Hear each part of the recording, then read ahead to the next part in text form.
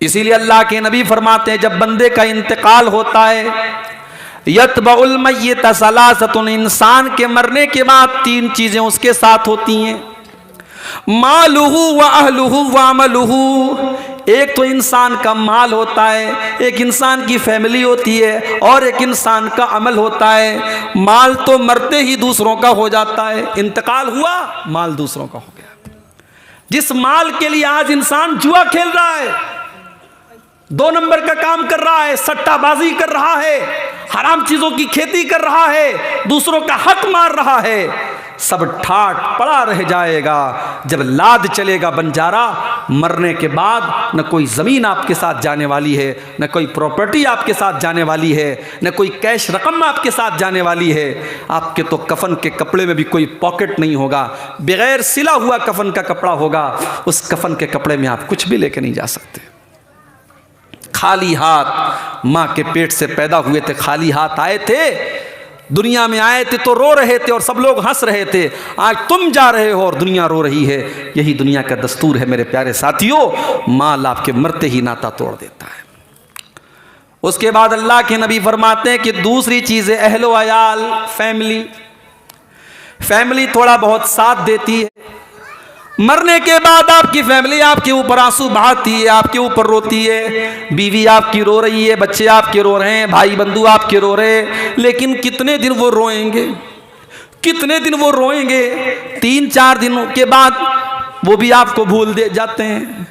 बीवी 4 महीना 10 दिन तक अपने शौहर की इद्दत गुजारती है, उसके बाद बीवी की जिंदगी भी नॉर्मल हो जाती है। बच्चे अपने बाप को याद कर करके रोया करते हैं, लेकिन कुछ दिनों के बाद बच्चे भी अपने बीवी बच्चों में मगन हो जाते हैं। कौन किसको याद रखता है मेरे भाई? मरने के बाद कुछ दिन तक लोग याद करते हैं, उसके बाद कोई किसी को याद नहीं करता है। घर वाले भी बस इसी हद तक साथ देते हैं कि आपको कफना देते हैं, दफना देते हैं।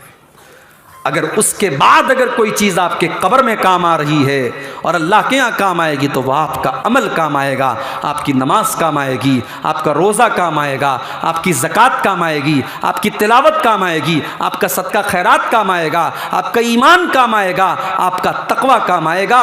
कब्र में कोई पैसा काम नहीं आएगा, कोई धन दौलत काम नहीं आएगी, कोई बच्चे काम नहीं आएंगे। लेकिन आज इंसान दुनिया के पीछे भाग रहा है, दुनिया को सब कुछ समझ करके बैठा है। बहुत पैसे वाला था कारून, इतनी दौलत थी कारून के पास, इतनी दौलत थी कि कुरान कहता है मा इन्ना मफातिहु लतनू बिल उस्बा। कारून की दौलत के खजाने नहीं, खजानों की चाबियों को बड़े बड़े पहलवान बड़ी मुश्किल से उठाया करते थे।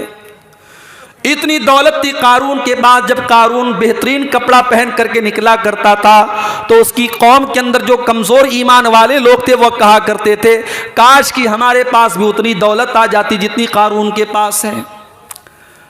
कारून की दौलत पर उसको इतना नाज था, कारून ये कहा करता था कि ये दौलत जो मुझे मिली है ये मेरे इल्म की बदौलत मिली है। इन्नमा ऊतीतुहु अला इल्मिन, ये दौलत मेरी नॉलेज से मिली है, मेरे टैलेंट से मिली है। कभी भी ये मत कहना कि दौलत आपके टैलेंट से मिली है। अगर दौलत टैलेंट से मिलती तो पीएचडी करने वाले और बड़े बड़े एमबीए करने वाले आज चपरासी की नौकरी के लिए एप्लीकेशन न दे रहे होते, और एक जाहिल अंगूठा छाप इंसान करोड़पति न होता। दौलत अल्लाह तकसीम करता है मेरे भाइयों। दौलत आपके टैलेंट से और आपके जो है नॉलेज से नहीं मिलती है। बड़े बड़े नॉलेजेबल लोग दौलत के लिए परेशान हैं और बड़े जाहिल लोग बहुत पैसा कमा रहे हैं।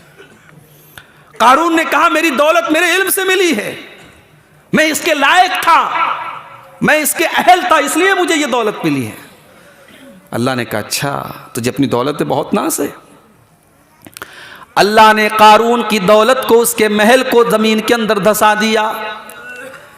कारून अपने खजानों के साथ जमीन के अंदर धसा दिया गया। नाज कितना था दौलत पे कारून को, नाज कितना था दौलत पे कारून को, भूल बैठा था वो दीन और ईमान को। खाक में मिल गई उसकी दौलत सभी, ऐसी दौलत के पाने ऐसी दौलत का कोई भरोसा नहीं। ऐसी दौलत का क्या भरोसा है मेरे भाई। आज दौलत है, कल आपके पास नहीं होगी। अगर आज अल्लाह ने आपको दौलत दी है, अपनी दौलत पे नाज मत कीजिए। बड़े बड़े अरबपतियों को, अडानी बहुत अरबपति खरबपति आदमी है, लेकिन पल भर में एक रिपोर्ट लीक होती है और अडानी के कारोबार को अरबों खरबों का नुकसान हो जाता है।